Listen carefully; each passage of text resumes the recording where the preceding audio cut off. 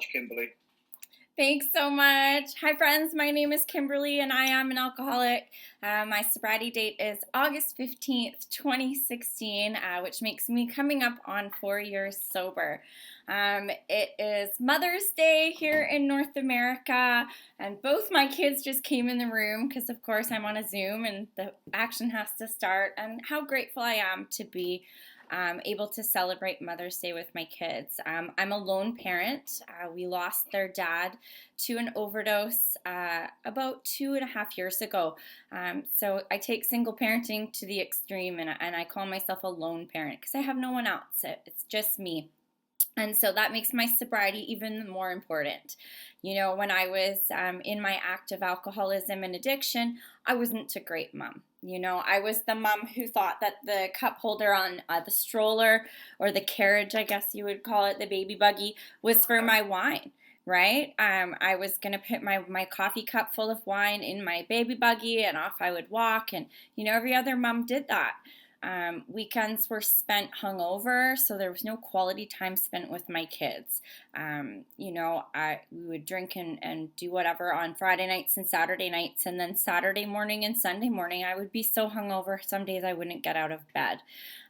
Or I would switch to the couch and the TV would babysit my children. I would just sleep the day away. I'm very fortunate that that's not the case anymore. I'm able to be a sober mom who's active in their lives. You know, this afternoon we're taking off and we're going to go for a drive and find a nice park because it's beautiful weather here. And so I'm so grateful that that's a different life for me now. I didn't think there was a problem with me drinking because all the other moms did it. You know, they would get together for their little mom parties and wine and pills would be topics of discussion. And so it was mainstay.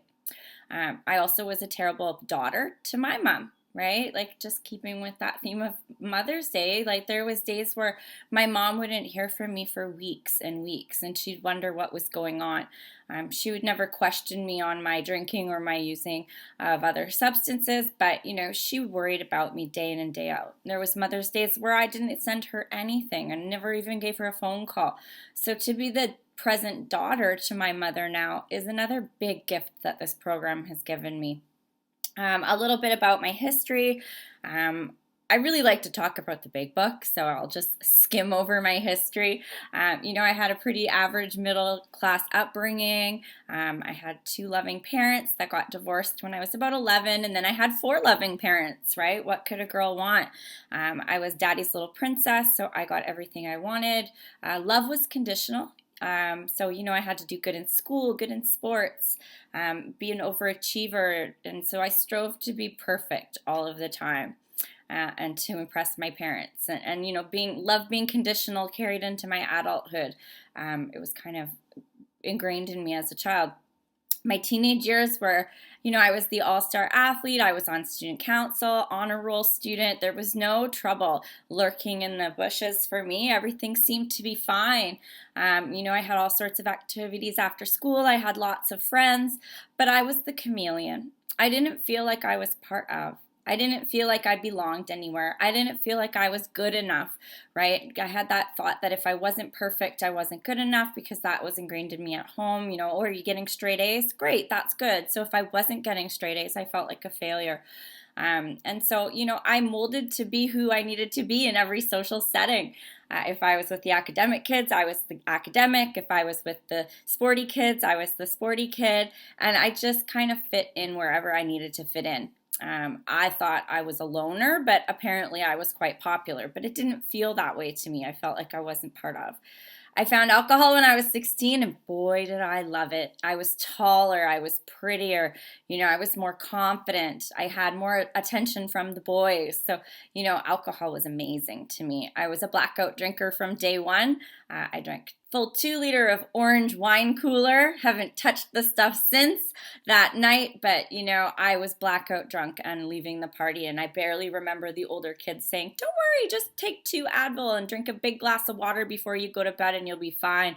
I wasn't fine the next day. I was brutally hungover, and I swore, I'm never going to drink like that again. But I did, right? I kept drinking like that. I graduated with honors. had a one-night stand with a ex from high school, and I got pregnant. So I gave up a full ride scholarship to a university in the States and just went to a community college. So now I was the single mom, and I really didn't fit in college because all of the other college kids were going to the bar and having fun and going to the beach, and their lives looked glamorous. But in between my studies, I was a mom, so that was what I did. My parents were very supportive and would take my daughter for me over the weekends. And so I would go and pretend like I wasn't a mom on the weekends. And I would party with all the other young people that had no responsibilities. And again, I wasn't a very good mom. I wasn't a very good mom to my daughter until she was about 10 years old. I spent a lot of times in the bars. I got into exotic dancing because a roommate I had was an exotic dancer. And so I thought that was great, right? I could be part of. People idolized me. I could play any role I wanted to because, I could create a name I wanted to. And I just created this entirely different person that I became. And that was the whole story of my 20s. At night, I was glamorous. I got to go places where regular people didn't get to go. I got to go to parties that regular people didn't get to go to. I got to meet celebrities. I got to meet famous athletes. And, that at the time seemed amazing. I had all those hero worships, and I was part of that crew. But only at night, only when I was there. During the day, again, I was just that lonely mom that didn't have anything other than going to school, raising my child. I didn't have those friends that I could go out with on the weekends and hang out with, and I would watch movies, and the girls would go on girls' trips or, days to the spa, or they'd be going for lunches with their friends or friends to the beach. And, during the day, it was just me and my daughter. It was at night that I had that fancy, glamorous life. But that wasn't me. It was another persona I had created. I settled down and I got married, and life was going to be absolutely amazing. I stopped dancing in the bar, and I got my regular job. I was finished college by then, and I was working in accounting. But I always had this shadow. What if someone found out about my past? What if someone knows some of my dark secrets? What if those skeletons fall out of the closet, right? I was always playing a role, wearing a mask, hiding the mess from my past from everyone, always worried that someone was going to find out and I was not going to be good enough. In my own relationship at home, I had my past thrown in my face, and I was talked down to about my past, and I had that sense of not being good enough. Right? I'm not good enough. I'm not worthy of anyone's love. So I had all of these amazing fears: fear of rejection, fear of abandonment, fear of not being good enough, fear of being found out, fear of judgment, right? And that ruled my life. But I had no idea that was my problem until just about a year ago, right? My marriage broke down, and it was riddled with domestic violence, and life looked really pretty on the outside. We both had amazing union jobs. We had great money coming in. We had a beautiful $1 million home, 2 gorgeous cars in the driveway, 2 beautiful children playing in the backyard, a boat in the garage, 2 jet skis. Life looked really good. People wanted to be us. Meanwhile, the bank account was at zero because all the paychecks were going to cover the bills or covering the alcohol and drugs we were consuming. And I became that entitled middle-class girl from the suburbs. I get to drink my wine, and I get to do other substances, and my doctor gave me these pills, and it's okay. And it was a cycle that went round the clock. I worked all day really, really hard on antidepressants, anti-anxiety meds, pain pills for all of these disorders I had. I think at one point I had 17 prescription pills from my physician, and I was seeing him every 2 weeks. And then at night, I was into my wine. I had a box of wine because that was what, good corporate accounting people had, right? I'm fancy. I have a box of wine. You have a bottle of wine? Like, don't you know, us fancy people, we have a box of wine in the fridge. And I had these fancy things to do, other substances, but they weren't dirty street drugs. They were the elite drugs. So I'm better than you. I don't have a problem. If anybody had a problem, it was other people, because they didn't get to work and they didn't have all these nice shiny things. I have it all together. Don't have a dollar in my bank account, but I have $1 million house, 2 pretty cars, a boat, gorgeous kids, and it looks really pretty from the outside. But behind those doors was really dark, and inside my head was really morbid. I left my husband, and life was going to improve. I'm no longer going to be in this shitty relationship. I'm no longer going to be talked down to. I'm no longer going to be abused. This is my new life. I get to start fresh. I can do anything I want to do. Well, now I had absolutely no identity. I'm nobody's wife. I'm nobody's mother. I'm nobody's anything. I'm just this girl that's by herself half the time that can't keep a marriage together. So here I have all kinds of new fears and insecurities and problems. And so I started to work. I worked my butt off. I got all the way to the top in my field, and I was empty inside. My best friend was the guy that would come and deliver things to me at 8 o'clock at night after I was too drunk to finish cooking dinner, and ordered a pizza for my kids while the dinner just sat on the stove. And I'm letting my kids do whatever they want, being the yes mom, just to make them go away so I can sit on my couch and drink my wine. Trying to watch TV shows, and I can't even focus because my mind is going in 5,000 different directions. I've got projects started because I'm trying to keep busy, but I can't even do one thing. My mind is just chaos. By the grace of God, I found a new solution, and that was dating a guy who was sober. I met him online, and this is going to be amazing. He doesn't drink or use, because that's always been my problem, right? I've been alone, and then I've been with people that have used drugs and alcohol, and so that's why I have a problem. So he's sober, so I get the kind of rough and tumble guy, but he's not going to have all those other problems that come with him, which is great until you realize that dating someone who drinks and uses is a major red flag to someone who's in sobriety relapsing. And he relapsed hard. I had never seen someone drink and use like this before in my life. And I again was like, wow, he has a problem. Wow, look at the problem he has. Meanwhile, I'm trying to help him be the supportive girlfriend. So I'm drinking wine at Chuck E. Cheese on a Sunday afternoon, sneaking to the bathroom to straighten myself out with a party favor before I go home, with a bottle of pills in my purse to keep me okay in between. But because recovery works amazing, his friends and his support swooped in and got him into detox and treatment here in Vancouver. And I was introduced to the rooms of Alcoholics Anonymous. I went to a couple Al-Anon meetings first before, because I was, the good girlfriend supporting him through his troubles. And I didn't get it. I didn't get it because I belonged in the different room. And so I started going to meetings with him. In that first meeting, I was the odd duck in this meeting. And I was looking at all these people and I'm like, oh, I'm not like you. And he's sitting there and he's sweating and I'm thinking I'm better than. And the chairperson pointed me out of the room and said, will you share? And I was like, not me. I'm not part of this thing. Not at all. We're here for him. You should ask him what's going on because he's really bad. Look over there. And sure enough, God has a sense of humor. And 15 minutes later, I heard my story in its entirety. And I was like, damn, that girl's me. I have a problem. And then from that day on, I've been a member of Alcoholics Anonymous. My journey wasn't really easy in Alcoholics Anonymous. I didn't get the solution of Alcoholics Anonymous right away. I sat in a room that was my home group for a year. Every Wednesday night I would show up and I'd sit down and I'd panic inside when they're asking people to share. What am I going to say? I don't want people to judge me. I got to have something good. I got to sound like I know what's going on. And so I wasn't listening. I got there 2 minutes before it started. I got my chair. I barely listened in the meeting. I heard little bits and pieces, and I would use those bits and pieces the next time I would share. And then I would get up after the meeting and I'd run out the door because I didn't recognize or associate myself to be like these people. But I knew I needed to stay sober.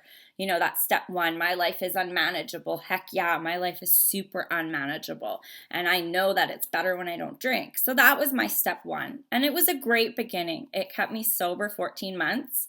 But unfortunately, right at my 14 months, my partner relapsed again because he wasn't a fan of the rooms of Alcoholics Anonymous. He had prejudices and contempt about his previous interactions. And he went out and my relationship fell apart. But it was an amazing beginning, and I thank God for that relationship for bringing me to this program and this fellowship. Had that not occurred, I would not be here today.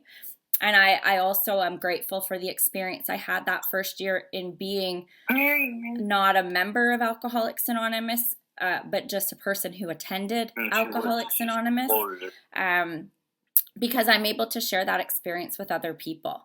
And I can use my experiences of not doing Alcoholics Anonymous properly in order to help people.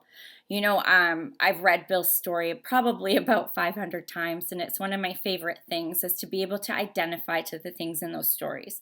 And I love to be able to pick up things I hear in meetings and be able to share them with people. So I have girls that will call me and they'll say, "Oh, I'm in the psych ward, I relapsed." And I'm like, "Oh, let me guess." And they're like, "Okay." And I'm like, "You stopped going to meetings, you stopped calling your sponsor, you stopped working the steps, you stopped praying, you met a guy, you moved in with the guy, and now you're in the psych ward." And they're like, "Yeah, how'd you know?" Funny thing, I hear it every time I sit in a meeting. And I'm like, "Thanks for coming back. I need to hear that." So for me, I like going to meetings, a lot of meetings. Number one, because I love reading the big book and I love finding people to take through that book, but also because I love to hear all of the people who tell me what not to do. Because I missed that in my first 14 months of sobriety. Nobody told me what to do, which I'm going to get to, and also nobody told me what not to do. All I was, "Keep coming back, kid, you're doing good, you're still sober, way to go." And I kept counting my time, and man, oh man, I was dying in the rooms of Alcoholics Anonymous, but I was sober. So my second year of sobriety started that October. That was my 14 months. And I'm going to talk a little bit about Octobers because Octobers were doom and gloom to me until last year. So that October when my partner relapsed, I sat in the rooms of Alcoholics Anonymous and God gave me another gift, and he gave me the gift of desperation, where I sat and I started to cry and I said to someone, "I need these tools you guys keep talking about. I need to do this work." And so my second year in the program of Alcoholics Anonymous, I was introduced to the steps in the big book. I actually stole my big book as I moved out of that relationship. He had never touched it, and I found it when I was packing the closet, and I went, "He's not going to need this anyways. He cheated on me and he's using drugs. F him." And I took the big book, and I make amends for that by giving big books to absolutely everybody I needs it. And this big book has saved a lot of women, including myself. And so I pay it forward and make that amends. And I'll get to last October with what happened with him and this big book again. But I got taken through the program. A middle of the road solution, so to say. I like to call it social suburban recovery. All those mums who had those parties where they drank wine and gossiped about their husbands started picking up big books and putting down the wine, and it was a really good solution. I got to know a higher power. I refused to get to know God that year. I wasn't really gotten into this book. I was just skimming the surface, and I was doing my steps. Check, check, check. I always talk about my check mark steps, right? I sat in my little social suburban recovery step group, and we did our work in the big book. And step one, yeah, I can't drink. My life is unmanageable when I do. Check, I got that. I know I'm an alcoholic. Baseline stuff, really, really scratching the surface. Step two, step three, yeah, okay, I'm not going to do God. I'm a recovering Catholic as well. So, I'm going to do the universe. Oprah, she talks about the secret and the power of attraction. I can do that. I'll put good stuff out to the universe. Good stuff will come back. Amazing beginning if you refuse to talk to God. It worked for me. It unlocked that door and opened it just a smidge, and the universe started working for me. So I was like, oh, this stuff works. And eventually I started calling it my higher power, and I was like, I'll get into it. So step 2 and 3 were good. I had this power greater than myself, but it was very surface level, very basic. Step 4 and 5, I did completely wrong. I wrote a resentment list. I didn't do a personal inventory. I wrote a really good resentment list of all those people that over and did me wrong, right? Oh yeah, I give you a list of all the people I am angry at. For sure I will. My first 2-3 columns were amazing. The other columns, looking at me, yeah, I didn't have a part in anything. Sure, I did that step 5, and I told my sponsor at the time everything that ever had happened to me. She didn't stop me. She didn't correct me. She didn't ask me my part. She didn't ask me if I had any skeletons in my closet that I might want to tell to get off my chest. She just let me do my step 5 and tell her all the people that did me wrong. So I thought I did my step 4, 5 right. Check. Yeah. 6 and 7, no clue. No clue what that meant. I don't even remember those 2 paragraphs in the book, but yeah, sure did them. Check, check. 8 and 9, yeah, I don't know about that. I'll make a couple amends. I think maybe I did too. But I did lots of living amends. Living amends are good enough. Those are going to work. I'm just going to not do those things anymore. Perfect. 10 and 11, yeah, I read a couple prayers out of the book. It was basically just reciting words on a page every day in the morning and the night. And it worked. My second year got better. I felt better. I was going to meetings. I looked really shiny. Oh, I looked really shiny. I was a shiny member of Alcoholics Anonymous. I was showing up at meetings, sitting up front. I had my stepsisters. I had my sponsor. I sounded really good at the podium. But really, I had no substance behind it. I was trying to do this step 12. I'm like, why doesn't anybody want me to sponsor them? I'm amazing. I've done my steps. Step 12, finish your steps and go help people. No, it doesn't read that apparently. But I tried to help someone. I had a friend in the program named Aaron, and I call him my little brother, and he was relapsing over and over. So, I had over 2 years by this point. I'm going to help him. I said, you know what? You just haven't found anybody that's got what you need. You haven't seen someone that's got what you want. So let's go to different meetings. I hear there's some good ones in Vancouver, and I wanted to check it out. Really, I wanted a boyfriend. So I wanted to go to these other meetings to check out the other men because the ones in my neighborhood weren't good enough. So here I'm helping him, and I'm looking for a boyfriend at meetings that I hadn't been to before. And we went to a room on a Saturday night. It was like our little outing. We're going out on a Saturday night to a different meeting. Here we go. And we sat there, and when we got to the room, it looked really familiar. It was actually a room I had been in my first 3 days of sobriety, one of those rooms that the treatment center guys go to all the time. And I recognized it. And it felt like home to me, even though these were people that came from a really rough area. These were people that came from a really rough background. These are people that I would normally not mix with. But in that meeting, I recognized, I'm like, I remember her. I remember him. It was his mom who knew he was alive because he got an ambulance bill. So I remembered these people's shares from over 2 years earlier. And I was like, whoa, this is weird. And I started to feel the similarities that I didn't feel that first 3 days I was in sobriety at 2 years sober. And I heard them sharing, and they had this energy, and they talked about the big book in a different way. And I was like, man, this is really cool. These people are awesome. And I really wanted to know more. They were jazzed about recovery. They were jazzed about Alcoholics Anonymous. They were jazzed about God. And I was like, whoa, this is not like the meetings I go to. The meetings I go to, I hear a lot about the people's struggles and how thankful they are to be in Alcoholics Anonymous. But I didn't hear this stuff. This is the stuff that I want to hear. So I started going back to that meeting every Saturday, and I started to kind of pick some stuff up, and I would share it at my meetings. And then so people in my community were kind of like, what's going on? I'm like, I'm going to this really cool meeting. You got to come check it out. So then we had a carload. There was a waiting list for my car. We were calling it the Sober Sisters Mobile on Saturday nights, and we would pile all into my car, and we would drive 25 minutes into the city to go to this meeting. And it's because they were talking about the solution.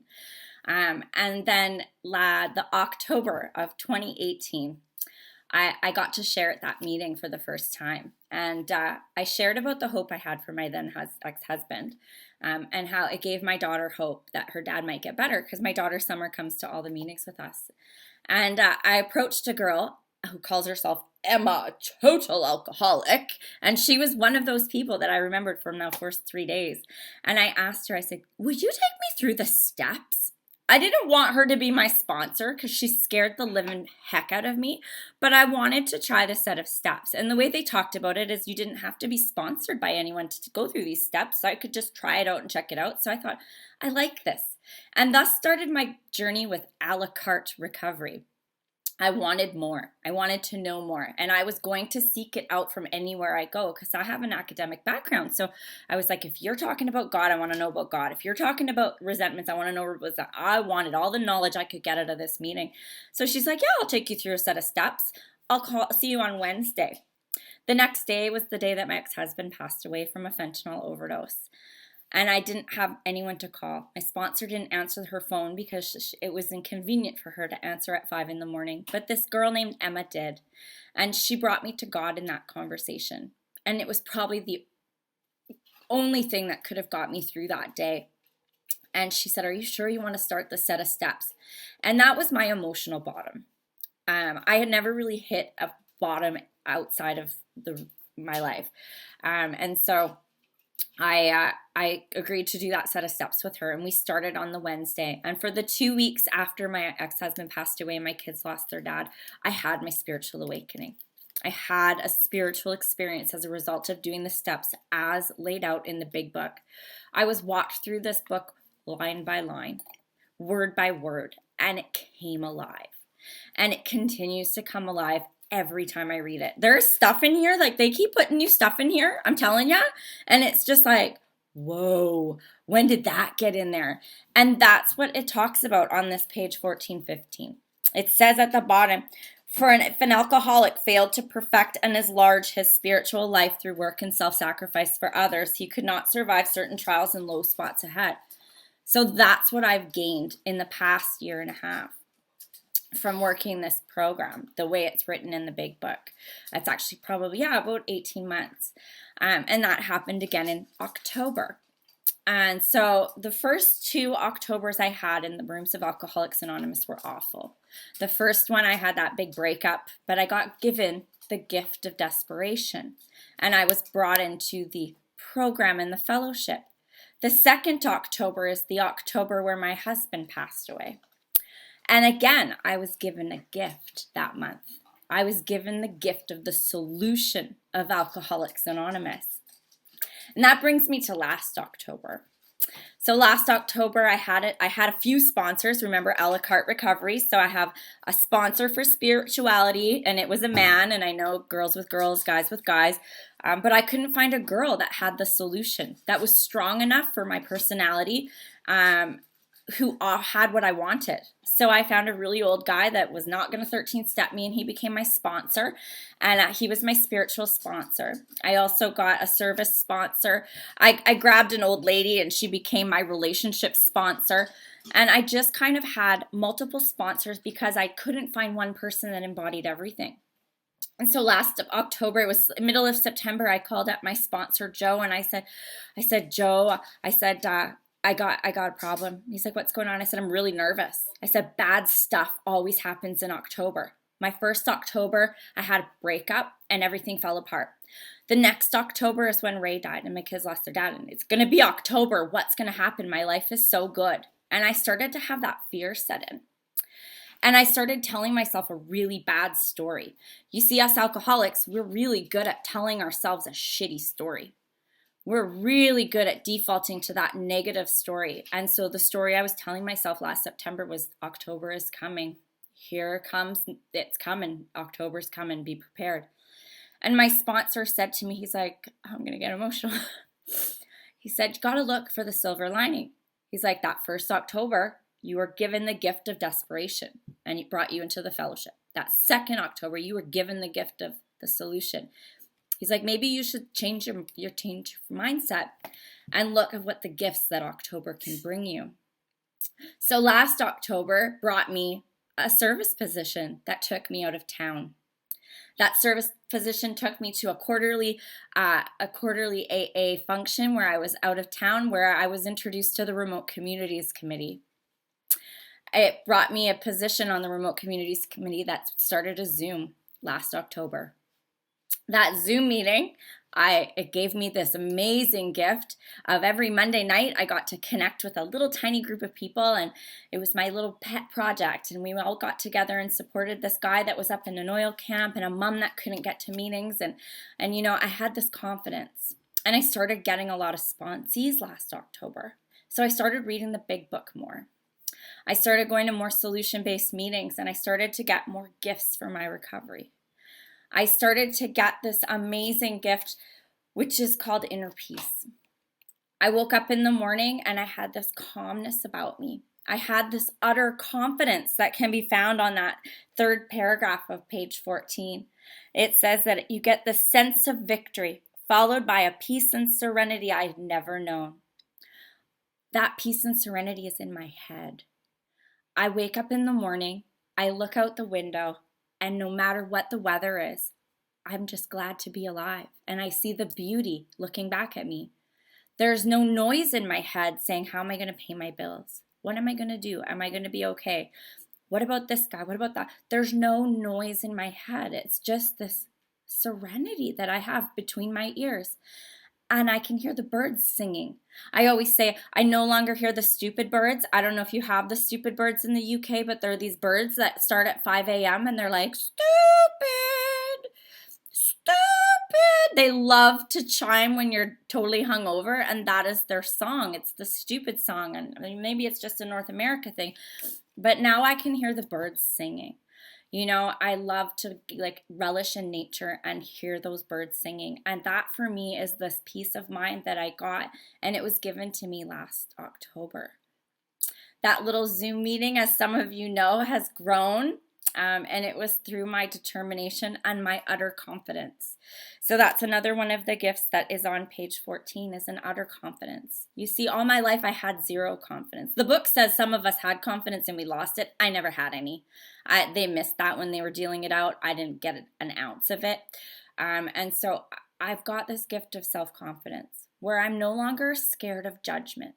My fears have been removed as a result of working these steps in my life. And I'm not afraid of people judging me.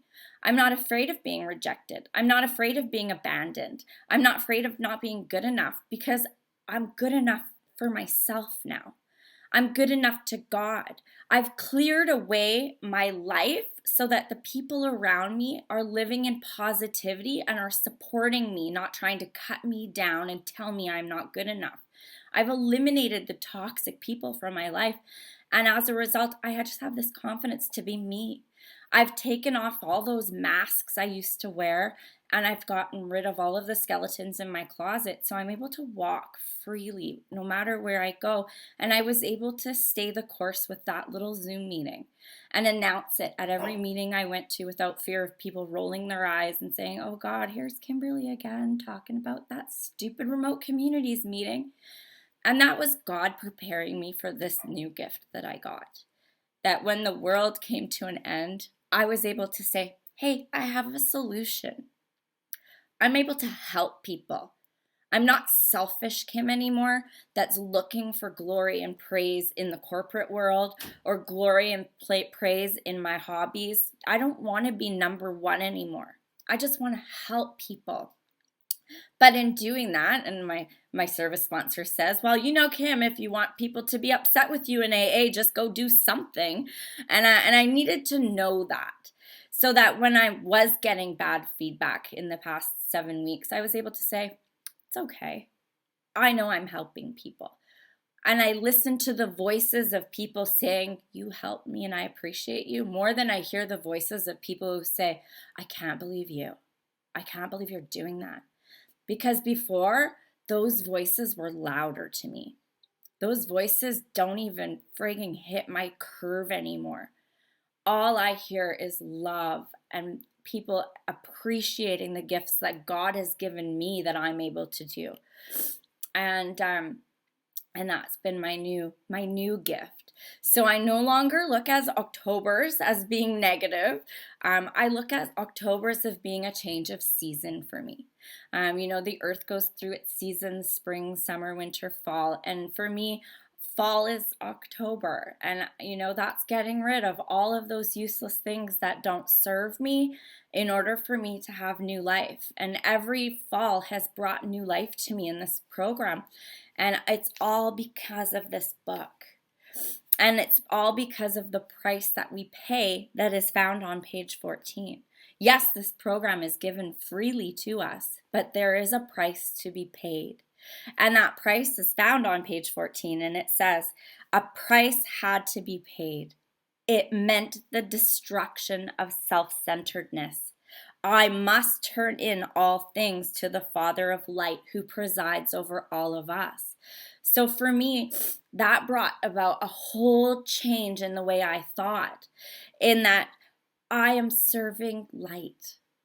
I'm not serving God, I'm serving light. I'm a lighthouse for people living in the darkness. My purpose is to give hope. My purpose is to show light to those who may not see it. Because I lived in the darkness for 38 years and I never saw the light. I saw rag mags at the grocery store checkouts, you know, the ones, the tabloids that tell you, oh, if you want to get a man, you got to do this, this, and this. Or if you want to look good, you got to do this, this, and this. And that was the story I told myself, is I wasn't good enough because everything around me told me I wasn't good enough. This book and this program tells me I'm enough. It tells me I'm more than enough. And it tells me the more I do it, the more I'm going to have to offer. And so that's what I do. I live and breathe this program. And as a result, I've been given so many amazing gifts. The fear of financial insecurity, that doesn't mean having hundreds of dollars in your bank account. That means that I know it's all going to work out. And I've got a financial freedom now that I'm able to work this program pretty much all day, any day, whenever I choose. God has gifted me opportunities that I would never even imagined in a million years.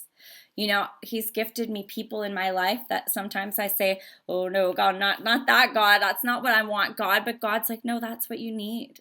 And so I listen and I investigate all the people he brings into my life, and I can see red flags when I need to, and I can communicate with people because I'm not scared, I'm not good enough. So I'm able to say, hey, you know, that something about that doesn't sit right with me. Can we talk about it? And I have a voice. I have a voice to the point where I get to sit at tables that I don't believe I belong at. I've been blessed with opportunities to be an advocate for people in recovery in Canada, and I've been given some amazing opportunities and doors opened as a result. And I still think like, they're like, oh, you're so inspiring, or oh, that's a really good idea. And I'm like, me? Like, you've got a PhD in all this weird stuff, and you're the head of these organizations, and you want my opinion? And I've earned that seat at the table. And the way I've earned that seat at the table is because I've listened, and I've spoken up when I've needed to, and I've helped people. And in helping people, I've learned all of the things that people need. You know, I hear where things don't help, and I know what helps. To be able to sit and to see someone that, otherwise wouldn't have make it is just like the biggest gift. And it gives me that humility. I'm right-sized today, even though some people think I'm wrong-sized, but I'm God-sized.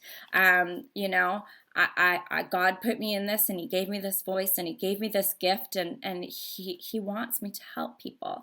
And so I have that confidence that I am able to sit at tables where I think I don't belong, and I'm able to speak with confidence about things I believe in. And I'm able to sit there with humility and accept the compliments. When I first started speaking, I would literally speak and run off the stage afterwards. And I had someone pull me inside, and they said, Kim, you need to take the applause. And I'm like, oh no, it's really uncomfortable. I still get really queasy about it. And one of my favorite things is when people are like, you're so inspiring. I'm like, I'm really not. I'm just a total complete fuck up that read a little blue book. Like, anybody can do it. And we were talking about it this morning in our morning meeting. And somebody was saying about page 112 and the first three words on page 112, which are read this book. And then I add to it the first four words on page 190, I had a helper. So read this book. I had a helper. You should too. And all of these amazing things can be available to you as well. And, just the one thing I will tell you does not work, and I've seen it not work, self-will does not work. Self-knowledge does not work. Fear does not work. But God and the program of Alcoholics Anonymous does work. There is a solution here. And there's so many of us that want to share it.